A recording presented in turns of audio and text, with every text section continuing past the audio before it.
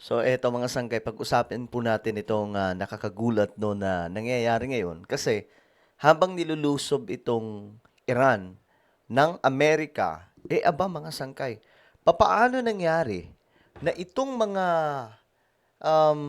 Iranian na nasa labas po ng bansa ng Iran, nagse-celebrate po sila.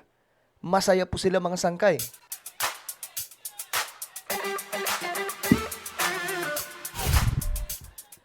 Yo, what's up guys? This is me. I'm back for another vlog today. Kamusta po kayo mga kababayan? At ito na nga mga sangkay, pag-usapan po natin itong nangyayari ngayon na digmaan mga sangkay sa pagitan po ng Iran laban po sa Amerika at Israel. At tingnan po natin kasi mga sangkay, nakakagulat po na habang inaatake ang kanilang bansa ay masaya po itong mga Iranian. No? Pag-usapan po natin yan. Anyway, bago tayo magtuloy-tuloy sa mga hindi pa po dyan nakakapag-subscribe, may kita nyo po yung subscribe button sa baba ng video na to. I-click nyo lamang po yung subscribe, i-click ang bell, at i-click nyo po yung all. Sa mga nanonood naman po sa Facebook, i-follow nyo po yung ating Facebook page. Okay. Eto na, pag-usapan po natin ito mga sangkay. Kasi, maraming viral ngayon na video patungkol po dito sa Iran, no? Kasi maliban po sa, syempre may tikbahan, isa sa tinitingnan ng marami, yung mga taga-Iran, bakit daw po, ito yung tanong nila mga sangkay, bakit daw po masaya? May mga nagko-comment pa nga, teka lang, bakit kayo masaya? Inilulusob ang inyong bansa. Yun yung kanilang tanong, no? At kapag wala kayong alam tungkol po sa pangyayari doon sa Iran, malamang sa malamang magagalit din po yung iba sa mga Iranian na ito. Ngayon, mga sangkay, ito, tingnan po ninyo ang video na to. Yan. Ito po ay mga Iranian kasama po yung mga Israeli. So, paano nangyari yun? Ano yung tinatraidor nila ang kanilang bansa? Kasi kasama nila yung mga taga-Israel. Anak ng tokwa. Paano nangyari? O, tingnan po ninyo. We are here, Israelis and Iranians, and we love each other, and we will win. We love Israel and Iran. We love Israel. Tens of thousands, if not hundreds of thousands of people here, and you see Israeli flags, you see Iranian flags before the revolution, and we send a clear message. Our fight is their fight, and their fight is our fight. And we must destroy the IRGC to free Iran and to make sure Israel is secured. This is the only thing that we need to fight together. And you know what? Israeli people and Iranian people love each other, and we will fight to win. Israel, we love you. Thank you very much. O, diba mga sangkay? Napansin nyo yung word na to free Iran. Ano mayroon? Bakit to free Iran? Mga sangkay. Kasi, para po sa inyong kaalaman, marami po sa Iran nahihirapan na pong mabuhay sa kanilang bansa. Dahil sa sobrang higpit, no? Dahil po sa kanilang gobyerno na nagpapahirap sa kanila. At para po sa inyong kaalaman, ito, papakita ko lang sa inyo. Ayan. Nagkaroon po ng mga protest noong mga nakaraang buwan na nagpatuloy hanggang 2026, mga bandang January. Actually, umabot pa nga po ata ng February, mga sangkay, bago po yung pag-atake. At makikita po ninyo, mga sangkay, yung sandamakbak. Ayan po. Parang tinambak lang, mga sangkay, na mga kung ano, pero iyan po ay tao. Ayan. Sino may gawa niyan? Mga Iranian po yan. At ang may gawa niyan, mga sangkay, mga puwersang militar o mga pulis ng Iran. Kasi yan po ay utos ng kanilang pamahalaan. So, ganyan po ang ginagawa ng Iranian government sa kanila. Mga sangkay, ayan, pataas ng pataas yan. Nung una, 30,000. Ayan o, nasa kalsada lang. Tingnan ninyo, nasa kalsada lang. At ito mga sangkay, kuha na to ng mga cellphone kasi may total blackout ng media sa Iran. at that time. Simula po ito, mga sangkay, nung mga huling quarter ng 2025. Tapos nagpatuloy hanggang 2026. At kung lagi kayo nanonood dito, nababalita po natin yan. Natatalakay po natin yan. Mga sangkay, may mga vlog po tayo tungkol dyan. No? Ayan, mga sangkay, oh.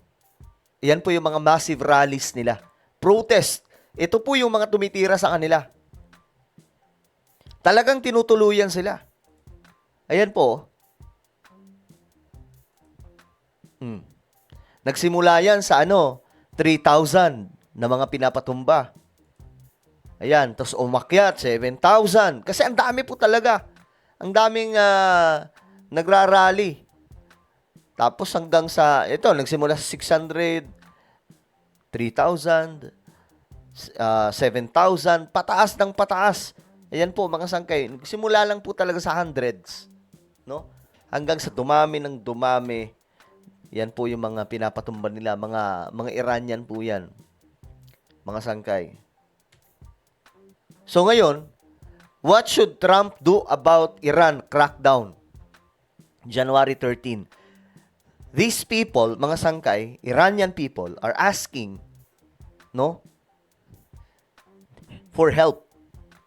At isa sa nakita nilang hingian ng tulong ay itong si President Donald Trump. Ngayon, swerte nga lang mga sangkay, narinig po sila ni Donald Trump. Agad nagpadala po si Donald Trump doon, mga sangkay, ng maraming mga sundalo. Pero may mga pag-uusap. Pero nung hindi na po talaga naayos, ito nang nangyari. Sumugod na ang Amerika. Kasi dadami pa. Just imagine, mga sangkay, yung huling bilang bago po pumutok ang digmaan. Kasi ayaw nga po nila ilabas yun eh. Yung huling bilang ay 36,500 no, na mga tao ang pinatumba ng Iranian government. Ang nag-uutos doon, mga sanggay, yung na-deads na kanilang supreme leader. So, ganyan po ang ginagawa sa mga Iranian. Talagang kaawa-awa yung nangyayari sa kanila. Yan po ay talagang totoong nangyayari sa mga taga-Iran. Kawawang kalagayan, di ba? Marami sa mga ito, nasa 60% doon sa Iran ay mga converted na sa Christianity. Kasi, para din po sa inyong kaalaman, ang Iran po ay meron po silang doktrina. Itong part ng Iran, kasi dalawa po, nahahati po sa dalawa, mga sangka, ito mga Muslim. Ang Iran po yung may extreme level na pagiging radical, kumbaga. Sobra nilang inaano yung pagiging Muslim nila o relihiyong Islam.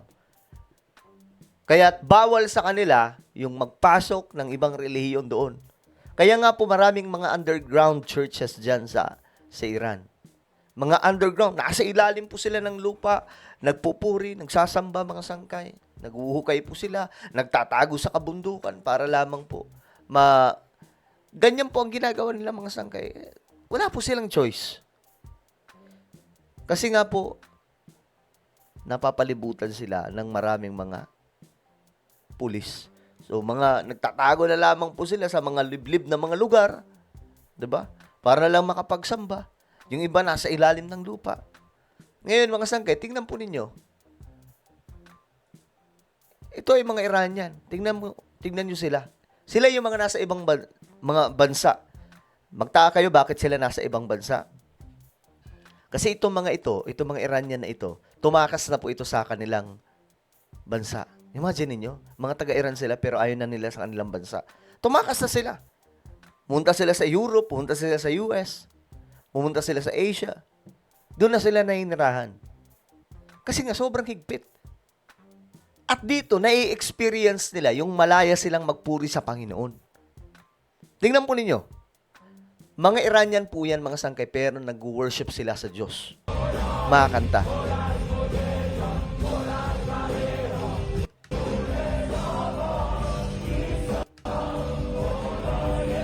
So kumakanta sila ng papuri sa Panginoon.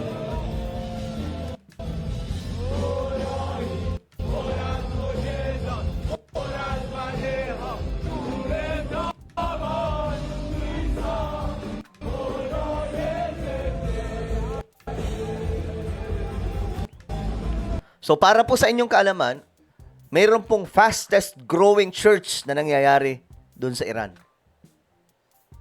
Ano yun? Isa sa mabilis ngayon sa buong mundo. Kasi marami ang nakaka-experience sa mga Iranian ng pagmamahal ng Diyos. Na ibang-iba sa nila, experience nila. Ibang-iba sa kanilang kaalaman bilang isang Muslim. Mga sangkay. Tandaan niyo mga sangkay, may dalawa nga po, yung extremist doon sa Iran. Pero may mga Muslim na hindi po ganun. Kagaya ng mga nandito sa Pilipinas, hindi naman po sila ganun. Kagaya po ng mga nasa Saudi Arabia, Dubai, 'di ba? Hindi naman po sila ganun eh. Pero doon sa ibang bansa, like ito dito sa Iran, sobrang talaga, lala. Pero ito sa ibang bansa na to, maraming mga Iranian tumakas na po sa kanilang bansa kasi nga sa sobrang delikado ng kanilang sitwasyon. Kung kaya't itong mga ito ay nagse-celebrate sila. We are here, Israelis and Iranians, and we love each other, and we will win. We love Israel and Iran. We love Israel. Tens of thousands, if not hundreds of thousands of people. Oh, 'di ba mga sangkay, ganyan po kadami. Ang bira. Well, ano po ang inyong opinion? Comment down below. Meron po tayong YouTube channel. Ito po ay Sangkay Revelation. Hanapin niyo po ito ngayon sa YouTube. Kapag nakita nyo na, i-click nyo po yung subscribe, i-click ang bell, at i-click nyo po yung all. Ako na po ay magpapaalam. Mag-iingat pong lahat. God bless everyone.